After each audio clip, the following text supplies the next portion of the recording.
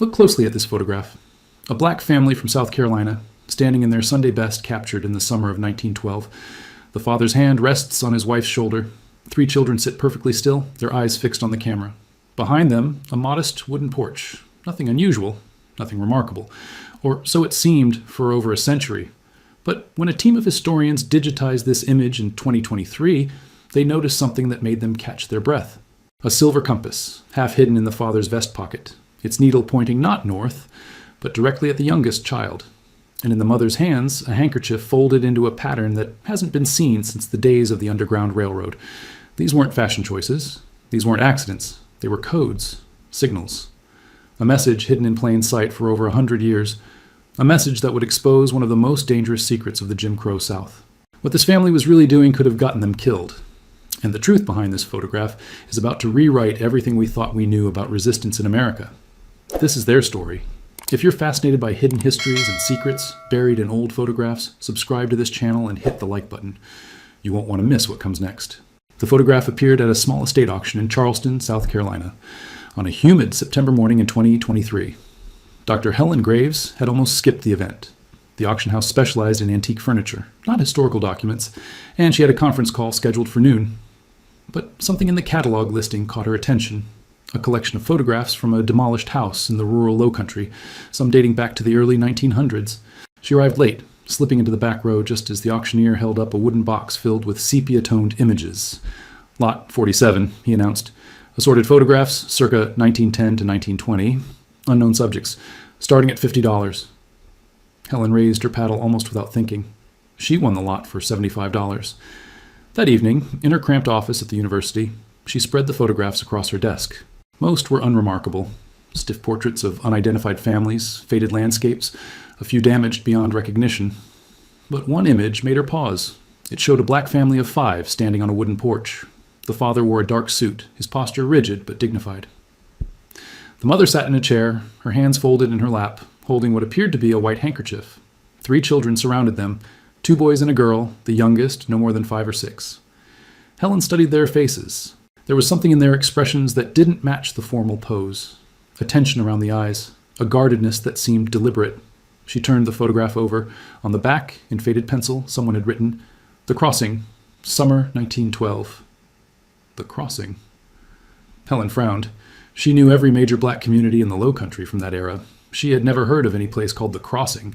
She pulled out her magnifying glass, a habit from decades of archival work, and leaned closer to the image. That's when she saw it.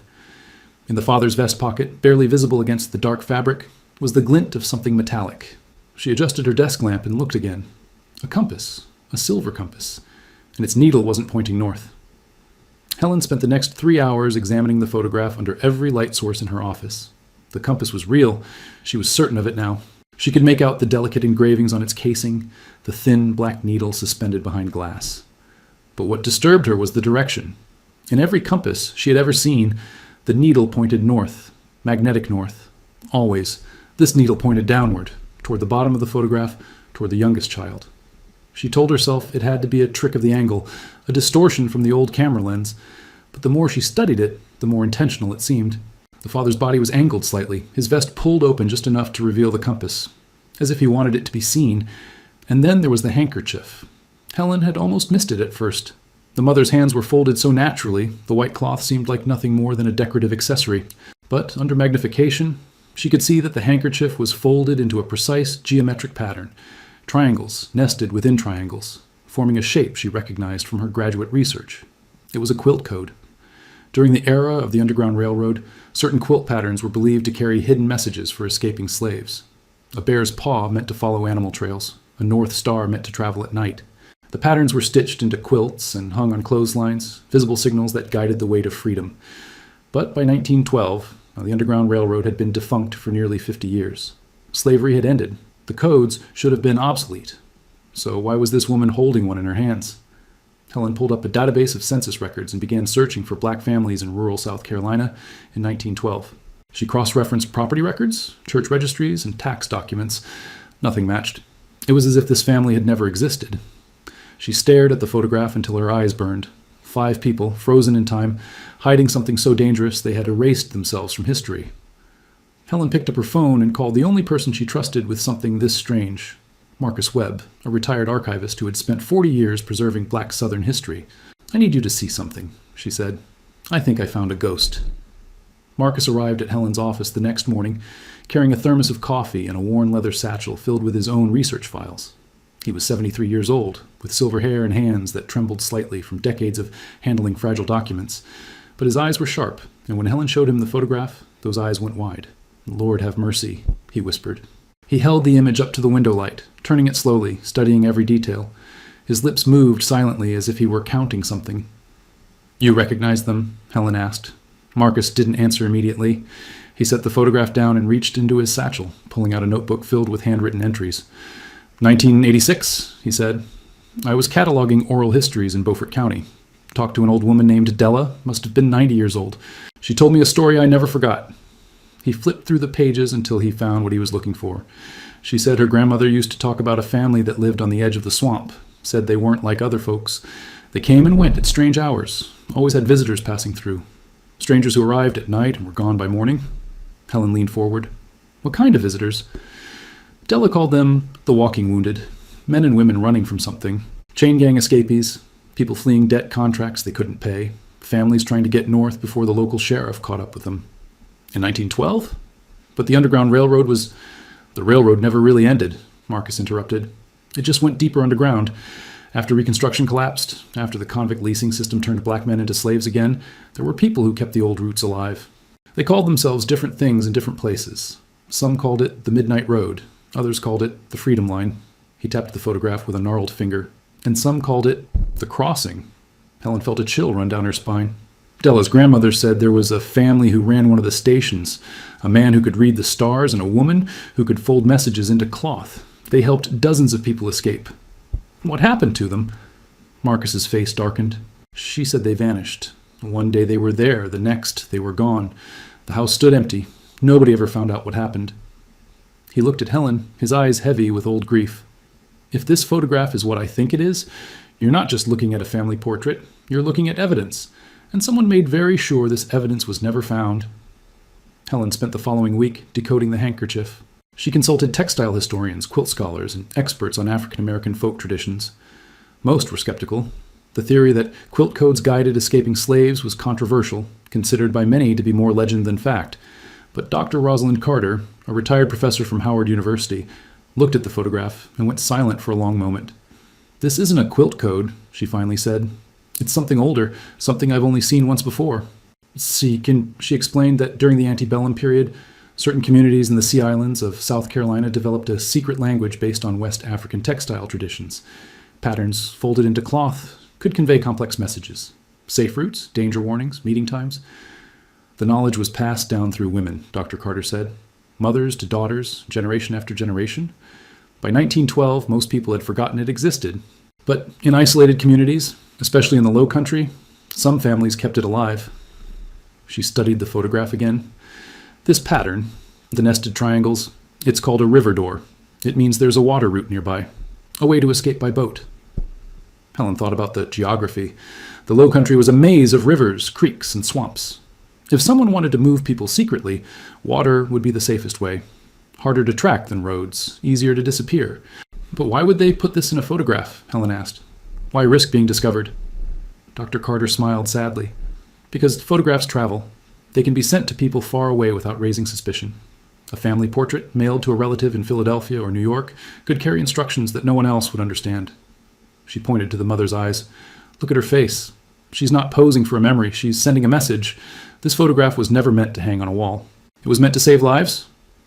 Helen stared at the image with new understanding. The rigid postures, the careful positioning, the half-hidden compass. Every detail was deliberate. This family had turned their own portrait into a map. And somewhere, over a century ago, someone had received this map and followed it to freedom. The compass became Helen's obsession. She had the photograph professionally digitized, enhancing the image until she could read the tiny engravings on the silver casing. The letters were worn but legible. J.W. Savannah, 1898. A silversmith's mark. Marcus helped her search through historical records of craftsmen in Savannah, Georgia. They found dozens of silversmiths from that era, but only one with the initials J.W. A man named James Walker, who operated a small shop on Broughton Street from 1890 to 1915. More importantly, James Walker was black. In an era when black-owned businesses faced constant harassment and violence, Walker had somehow maintained his shop for 25 years. His clients included wealthy white families, but also, according to a few surviving letters, members of the black community who paid in trade rather than cash. Helen tracked down Walker's descendants through a genealogy website. His great-granddaughter, a woman named Patricia, living in Atlanta, agreed to meet her. Patricia was 81 years old, with sharp cheekbones and her great-grandfather's steady hands. She listened to Helen's story without interruption, then disappeared into her back room and returned carrying a small wooden box. "My mother gave me this before she passed," Patricia said. "She told me it was great-granddaddy's secret, and I should never show it to anyone." She opened the box.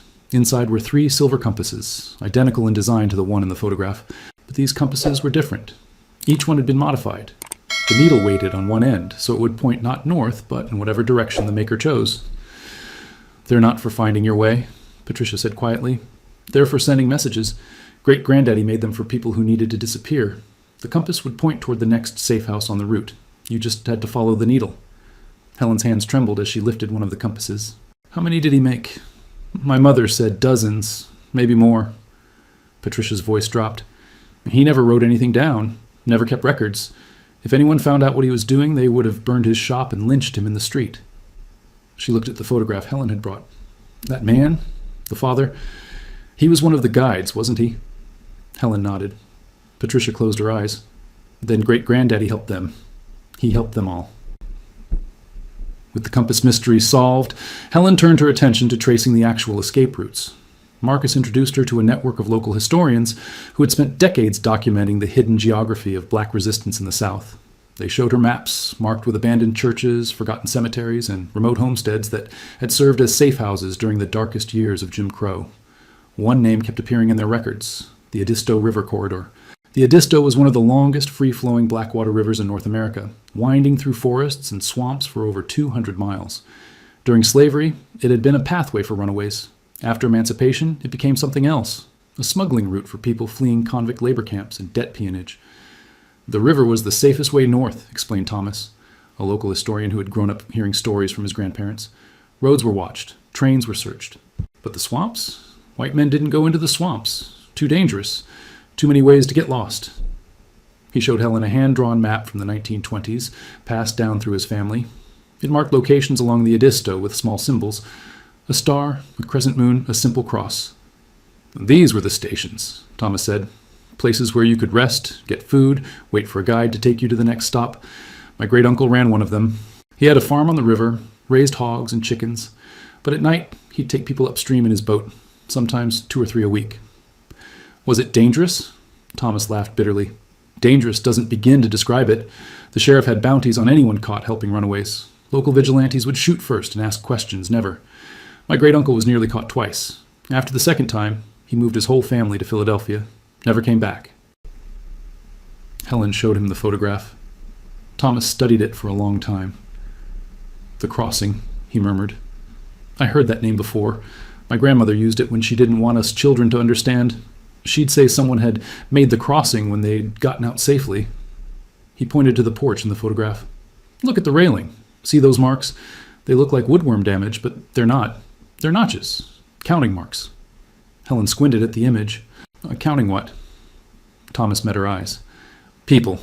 Every soul they helped escape. That's their record. Carved right into their home." Helen found the first hint of tragedy in the archives of a defunct newspaper called the Low Country Beacon.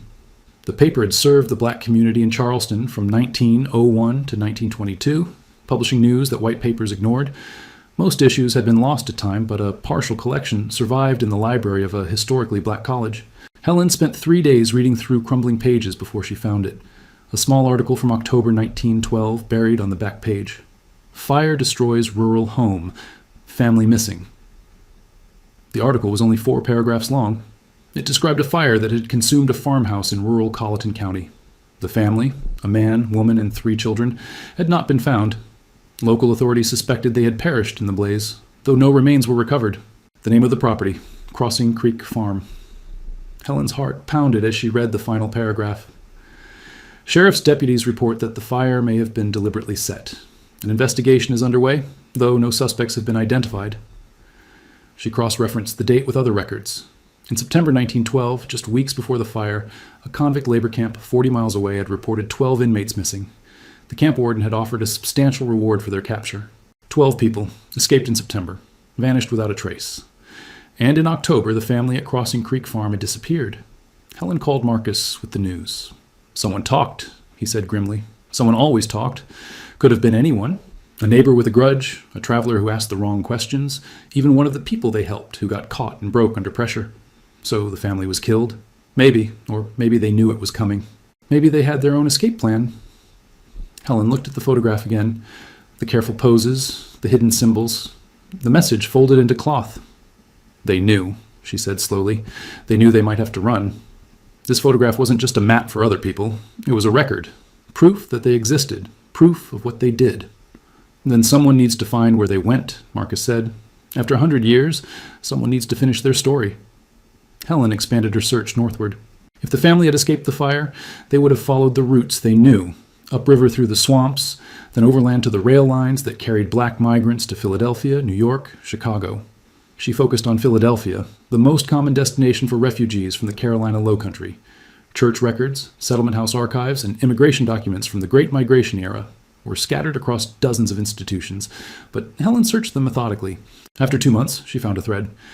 In the records of Mother Bethel African Methodist Episcopal Church, one of the oldest black congregations in America, she discovered a baptismal entry from December 1912.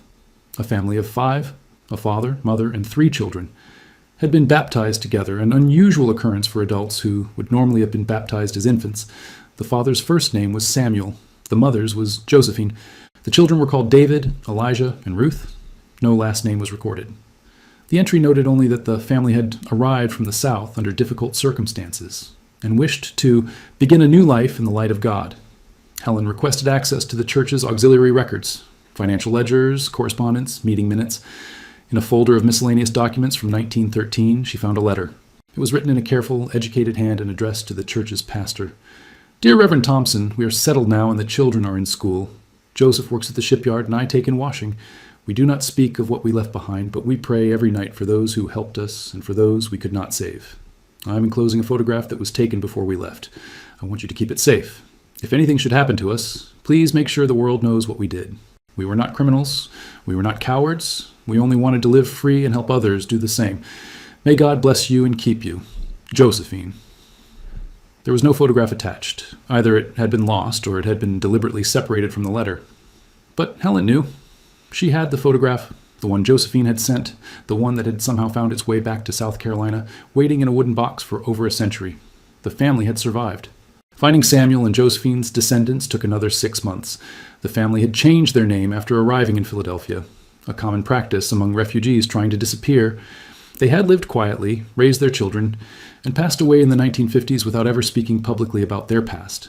But their children had spoken to their children, and some of those children were still alive. Helen tracked down Ruth's granddaughter, a retired schoolteacher named Gloria, living in a nursing home in New Jersey. Gloria was 94 years old, frail but mentally sharp. When Helen showed her the photograph, Gloria began to cry. "Grandma Ruth used to talk about this picture," she whispered. She said it was the only proof they existed, the only proof of what her parents did.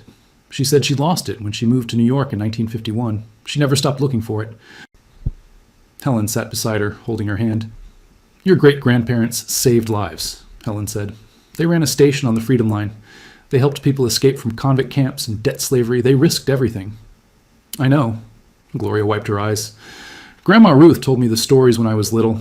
She said Grandpa Samuel could navigate by the stars and Grandma Josephine could fold messages into cloth that only certain people could read.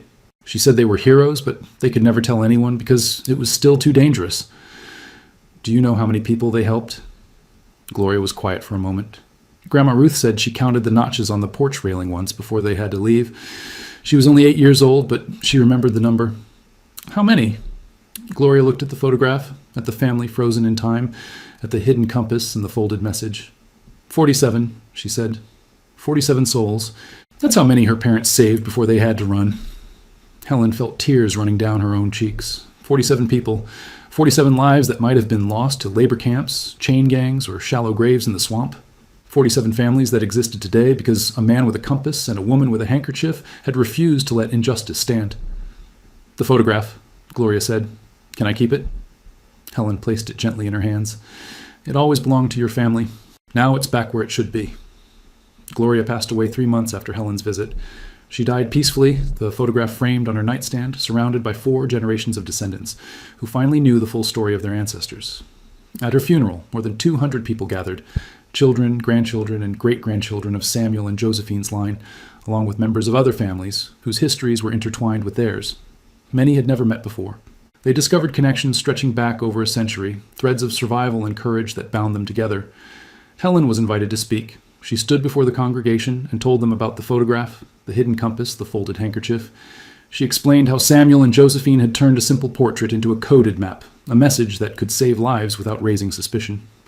"They understood something that we sometimes forget," Helen said. "That resistance doesn't always look like marches and speeches. Sometimes it looks like a family standing on their porch, posing for a picture, hiding a secret in plain sight." She spoke about the 47 people who had passed through Crossing Creek Farm, following the needle of a weighted compass toward freedom. Most of their names were lost, but their descendants were scattered across the country. Teachers, doctors, artists, parents, living lives that were only possible because 2 people in rural South Carolina had decided that no one should have to live in chains. Samuel and Josephine never got to tell their story, Helen concluded. They lived in hiding, died in obscurity, and trusted that someday someone would find the truth. It took 111 years, but we found it, and now it belongs to all of us. After the service, Gloria's great-grandson, a young man named Marcus, named for the archivist who had first recognized the photograph's significance, approached Helen. "I want to find the others," he said. "The 47, or their families. I want to tell them what my great-great-grandparents did for them." Helen smiled. "That could take a lifetime." Marcus looked at the photograph in his hands, the father with his compass, the mother with her folded message, the 3 children who would carry the secret for generations. "Then I'd better get started." The photograph hangs in Gloria's old bedroom now, passed down to her granddaughter. Beside it is a framed copy of the letter Josephine sent to Philadelphia in 1913. Samuel and Josephine's names have been added to an informal registry of freedom workers, ordinary people who risked everything to help others escape injustice. They are remembered not with monuments or statues, but with something more powerful. Their descendants are still searching for the families of the 47. Some have already been found. The compass still points the way.